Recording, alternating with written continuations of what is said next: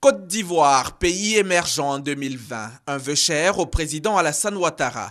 Pour le réaliser, une étude afin d'élaborer un plan stratégique s'imposait et elle a été confiée à l'unité des examens multidimensionnels du Centre de développement de l'OCDE.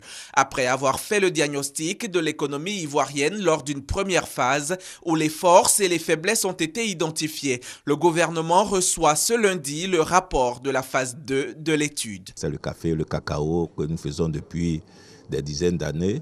C'est bon, mais ce n'est pas suffisant pour que la Côte d'Ivoire puisse arriver à l'émergence. Il faut trouver d'autres secteurs. C'est pour ça que le président essaie de pousser dans le domaine des mines, dans le domaine du pétrole et dans d'autres domaines. Mais surtout, ne pas s'arrêter là. Il faut aller plus loin pour que nous ayons de la valeur ajoutée.